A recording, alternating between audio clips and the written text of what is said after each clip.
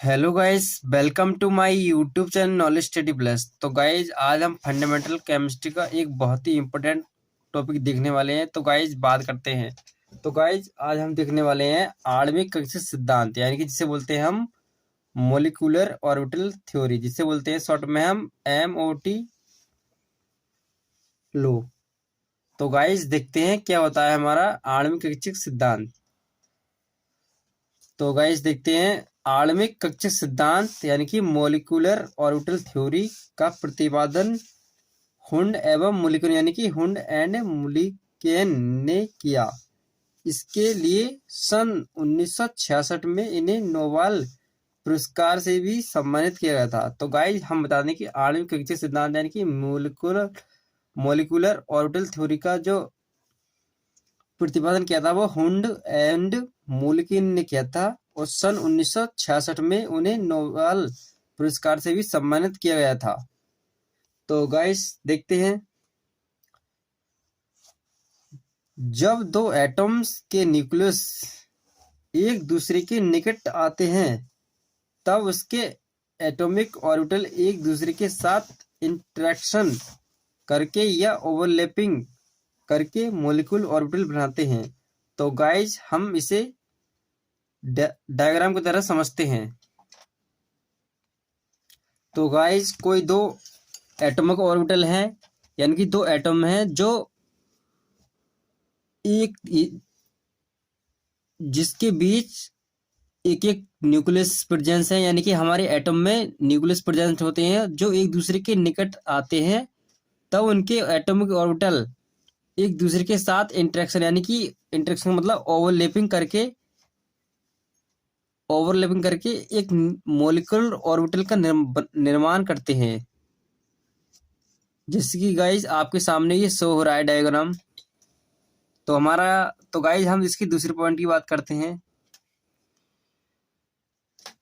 तो गाइज हमारा दूसरा पॉइंट है, मोलिकुलर ऑर्बिटल बनने के बाद उनको बनाने वाले परमाणु यानी कि एटम्स के एटॉमिक ऑर्बिटल का पहचान समाप्त हो जाता है। तो गाइज हम बता दें कोई भी मोलिकुलर ऑर्बिटल है और मोलिकुलर ऑर्बिटल बनने के बाद उसके एटम्स के एटॉमिक ऑर्बिटल का पहचान करने में हमें समाप्त हो जाता है, जैसे कि डायग्राम के द्वारा हम समझते हैं। तो गाइज कोई भी मोलिकुलर जैसे कि मोलिकुलर ऑर्बिटल है, ये हमारा बनने के बाद में इसकी इस एटम्स यानी कि जैसे कि देख पा रहे हैं आप एटम्स के एटॉमिक ऑर्बिटल जो हमारे उनको पहचान उनकी समाप्त हो जाती है। तो गाइज हम इसके तीसरे पॉइंट की बात करते हैं। तो गाइज हमारा तीसरा पॉइंट है, एटॉमिक ऑर्बिटल एवं मोलिकुलर ऑर्बिटल में अंतर ये होता है कि एटॉमिक ऑर्बिटल में उपस्थित इलेक्ट्रॉन एक न्यूक्लियस के द्वारा प्रभावित रहता है, जबकि मोलिकुलर ऑर्बिटल में उपस्थित इलेक्ट्रॉन दो या दो से अधिक न्यूक्लियस के द्वारा प्रभावित रहते हैं। तो गाइज हम इस डेफिनेशन को डायग्राम की तरह समझते हैं। तो गाइज हम आपको बता दें कि ये डेफिनेशन आपको डायग्राम के द्वारा अच्छी समझ में आएगी।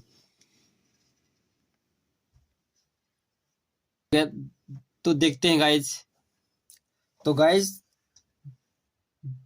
आपके सामने जो देख रहे हैं कि एटॉमिक ऑर्बिटल हैं, उनके जो हमारे मॉलिक्यूलर ऑर्बिटल जो प्राप्त होते हैं हमें,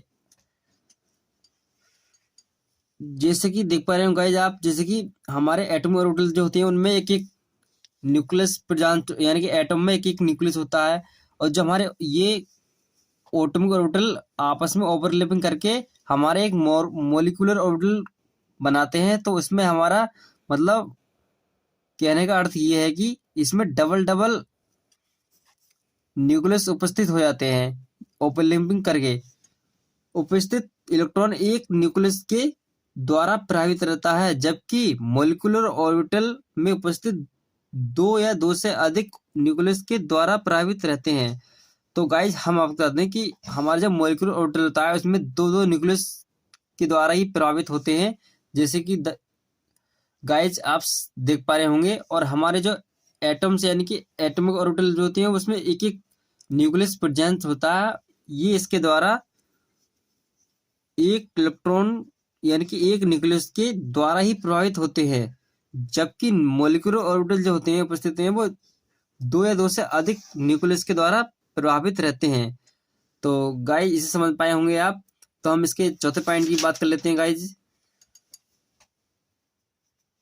तो गाइज हमारा चौथा पॉइंट है, देखते हैं, केवल वे ही एटॉमिक ऑर्बिटल आपस में जुड़ सकते हैं जिनके लिए सिमेट्री अनुमति देती है एवं जिनकी एनर्जी लगभग बराबर होती है। तो गाइज हम बता दें कि वे ही एटॉमिक ऑर्बिटल आपस में जुड़ सकते हैं जिनके लिए सिमेट्री यानी कि अनुमति देती है एवं जिनकी एनर्जी लगभग समान होती है। तो गाइज हम बता दें कि कोई भी एटॉमिक ऑर्बिटल है और जो मोलिकुलर ऑर्बिटल हैं वो आपस में सेम होते हैं, यानी कि बराबर होते हैं। कहने का मतलब अर्थ ये है गाइज। तो हम पांचवा पॉइंट की बात कर लेते हैं गाइज।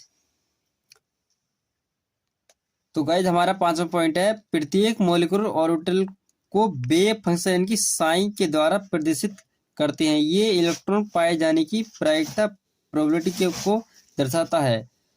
तो गाइज हमारा जो वेव फंक्शन जो होता है यानी कि जिसमें कि श्रोडिंगर समीकरण में हमारा वेव फंक्शन होता है, ये हम इसे साइन द्वारा प्रदर्शित करते हैं। और जो हमारा श्रोडिंगर समीकरण में किसी भी परमाणु की में पाए जाने वाले इलेक्ट्रॉन को की प्रोबेबिलिटी के बारे में बताता है, वही ये हमारी प्रोबेबिलिटी कहलाती है। यानी कि प्रत्येक मोलिकुलर ऑर्बिटल को वेव फंक्शन यानी कि साइन द्वारा प्रदर्शित करते हैं। ये एक इलेक्ट्रॉन पाए जाने की प्रायिकता यानी कि प्रोबेबिलिटी को दर्शाता है। तो गाइज हम इसके 6 पॉइंट की बात कर लेते हैं।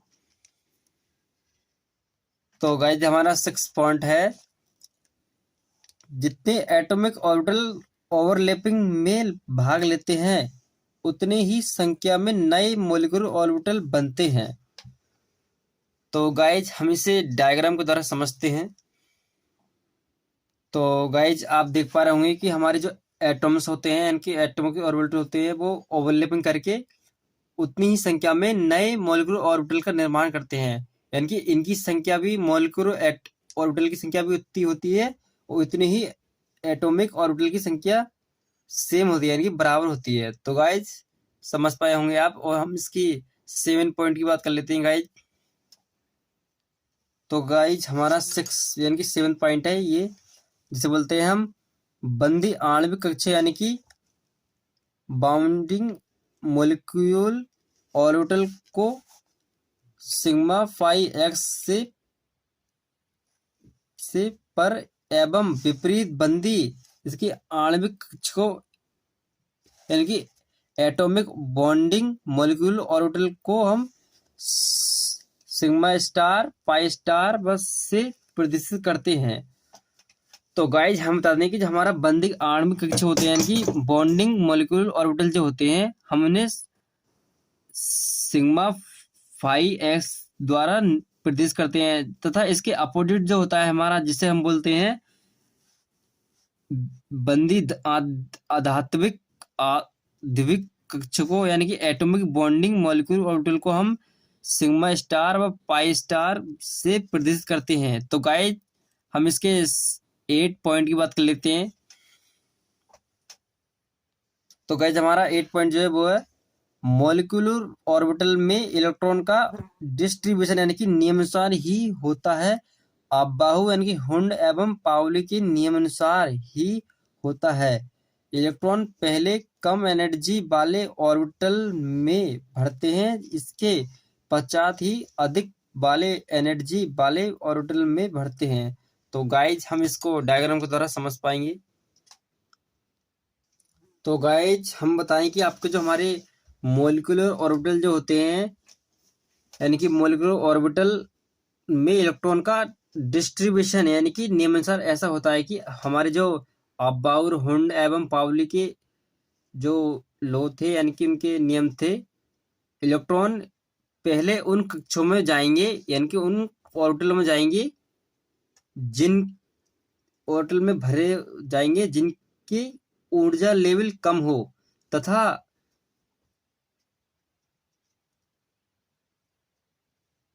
इसके पश्चात ही अधिक एनर्जी वाले डायग्राम यानी कि ऑर्बिटल में भरते हैं, जिसकी हमारे पहले बनेस बनेस हमारे दो ऑर्बिटल हैं जिसकी ओवरलैपिंग कर रहे हैं ये, यानी कि इसका इंटरचेंजिंग हो रही है, इसमें हमारे मॉलिक्यूल ऑर्बिटल का निर्माण करते हैं। तो गाइज हम नेक्स्ट पॉइंट की बात करते हैं।